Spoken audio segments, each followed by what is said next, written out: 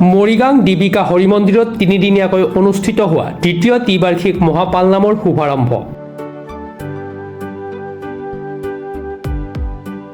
মৰিগাঁৱৰ দীপিকাৰ হৰি মন্দিৰত তিনিদিনীয়াকৈ অনুষ্ঠিত হোৱা দ্বিতীয় ত্ৰিবাৰ্ষিক মহাপালনামলৈ জিলাখনৰ বিভিন্ন প্ৰান্তৰ পৰা আগমন ঘটিছে ভকত বৈষ্ণৱ আই মাতৃৰ লগতে যুৱক যুৱতীৰ।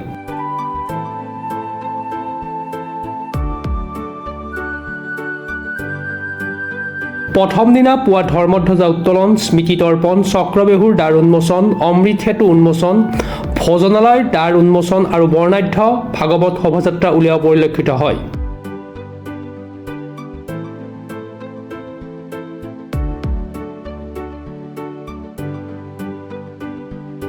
এই ক্ষেত্ৰত তিৱা স্বায়ত্ব পৰিষদৰ কাৰ্যবাহী সদস্য মিহিৰাম বৰদলৈয়ে জানিবলৈ দিয়ে এনেদৰে।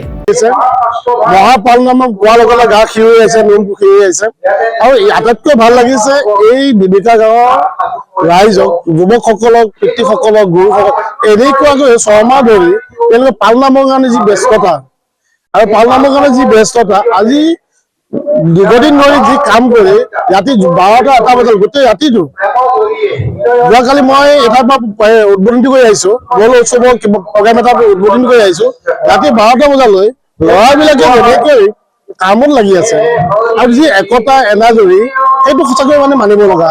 মহাপালনামে আমাৰ এই অঞ্চলত যি ঐক্য শান্তি প্ৰগতি এনাজৰী যি বান্ধ খাই ৰাখিছে, তাৰ কাৰণে মই পোনপ্ৰথমে উদ্যোক্তাসকলক সকলো ধন্যবাদ কৃতজ্ঞতা জনাইছো। আৰু অনুভৱ এইটো কাৰণে ভাল লাগে, ইয়াত অহাৰ লগে লগে যোৱাকালিৰ পৰা এনেকুৱা ভক্তি এশৰ মানে পৰিৱেশ সৃষ্টি হৈ আছে, ধুনীয়া পৰিৱেশ, লাইটিং হৈ আছে, স্মৃতি তৰ্পণ আপোনালোকে অলপ পাছতে পাব। আপোনালোকে ধৰক অমৃত সেতু পাব, ভোজনালয় পাব সুকীয়াকে, আৰু মানে কি চক্ৰবেহু ব্যৱস্থাটো আছে।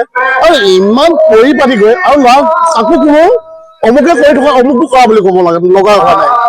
এই অনুষ্ঠানত যিখিনি কাৰ্যকৰ্তা বা যিখিনি মানে আমাৰ ভকত বৈষ্ণৱ আই মাতৃ যুৱক বন্ধু বৃদ্ধ আইসকল সকলোৱে মানে কৈছে আকৌ অমুকে অমুকটো কৰো বুলি ক'ব লগা হোৱা নাই।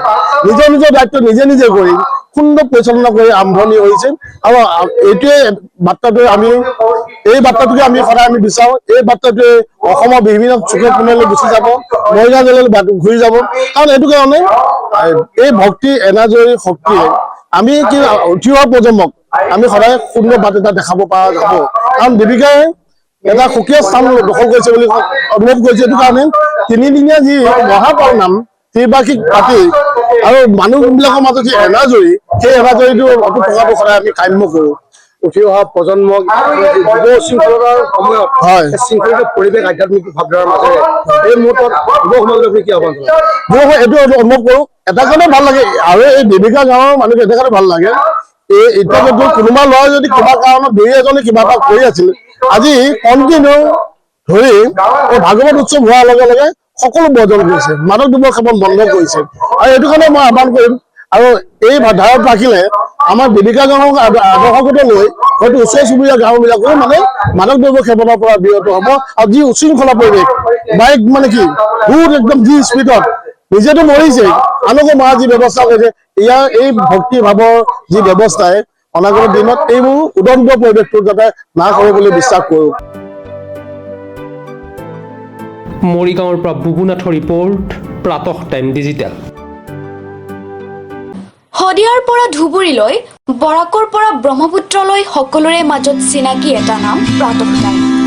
থলুৱা ভাষা, কৃষ্টি আৰু সত্য বাতৰিৰ আধাৰত প্ৰতিষ্ঠিত খবৰ প্ৰাতঃ টাইমৰ প্ৰতিটো বা বাতৰি পুংখানুপুংখভাৱে চাবলৈ Facebook, YouTube, website, Twitter, Instagram আৰু ব্লগাৰ পেজত লাইক আৰু ফ'ল'